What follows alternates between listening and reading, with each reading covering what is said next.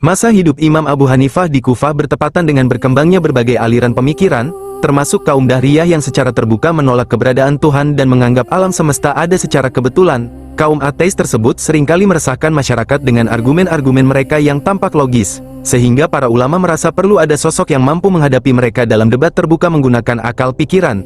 Abu Hanifah, yang saat itu sudah dikenal sebagai pedagang kain yang jujur sekaligus ulama yang sangat cerdas, menerima tantangan besar untuk berdebat di depan publik demi membela dasar-dasar keimanan. Pertemuan tersebut disepakati akan dihadiri oleh banyak orang, di mana kaum ateis telah menyiapkan argumen-argumen filosofis untuk meruntuhkan konsep adanya pencipta di depan masyarakat luas. Ketegangan mulai menyelimuti kota karena perdebatan ini dianggap sebagai penentu bagi banyak orang yang sedang ragu. Namun Abu Hanifah tetap tenang dan menyiapkan sebuah rencana cerdik untuk memenangkan logika para penentangnya. Pada hari perdebatan yang telah ditentukan, kerumunan besar masyarakat dan para tokoh pemikir telah berkumpul di tempat pertemuan, namun Abu Hanifah tidak kunjung menampakkan dirinya. Kaum ateis mulai merasa di atas angin dan menggunakan keterlambatan tersebut untuk mengejek umat muslim, dengan menuduh bahwa sang imam telah melarikan diri karena takut akan kalah dalam adu argumen. Waktu terus berlalu hingga melampaui jadwal yang disepakati, membuat suasana di majelis menjadi semakin riuh dan penuh keraguan di kalangan penduduk yang menantikan pembelaan atas keyakinan mereka. Tepat saat kaum Dahriyah sedang merayakan kemenangan prematur mereka, Abu Hanifah akhirnya muncul dengan wajah tenang, seolah tidak terjadi kegentingan apapun meskipun ia datang sangat terlambat. Sebelum lawan bicaranya sempat melontarkan argumen tentang ketuhanan, Abu Hanifah terlebih dahulu meminta maaf dan menyatakan bahwa ia baru saja mengalami sebuah peristiwa luar biasa di perjalanan yang menahan langkahnya. Abu Hanifah mulai menceritakan alasannya terlambat dengan mengisahkan perjalanannya menyeberangi sungai Tigris yang sedang meluap tanpa adanya perahu yang bersandar. Ia bercerita bahwa tiba-tiba saja pepohonan di pinggir sungai tumbang sendiri, batangnya terpotong-potong dengan rapi, dan papan-papan kayu tersebut menyusun diri menjadi sebuah kapal yang kokoh tanpa bantuan satupun tukang kayu. Cerita berlanjut saat ia mengklaim bahwa kapal itu kemudian bergerak sendiri menjemputnya dan berlayar menyeberangi arus sungai yang deras tanpa perlu nahoda maupun pendayung yang mengemudikannya.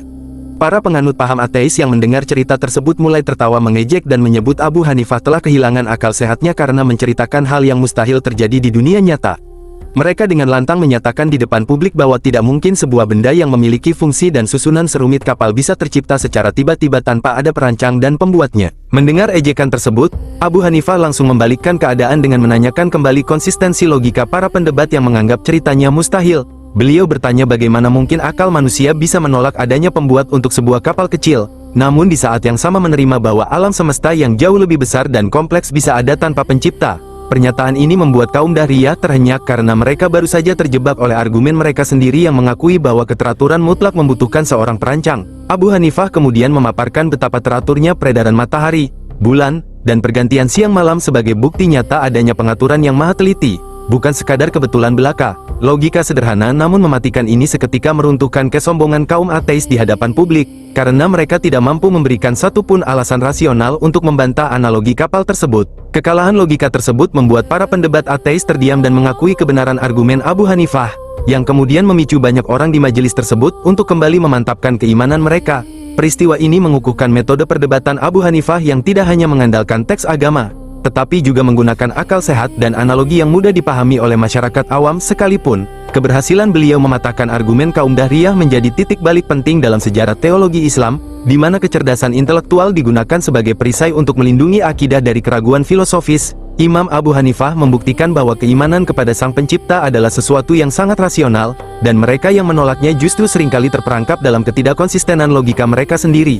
Kisah ini ditutup dengan pengakuan luas terhadap sosok Abu Hanifah bukan hanya sebagai ahli hukum, tetapi juga sebagai pembela agama yang gigih, yang warisan pemikirannya terus digunakan oleh para ulama setelahnya untuk menghadapi berbagai tantangan pemikiran zaman.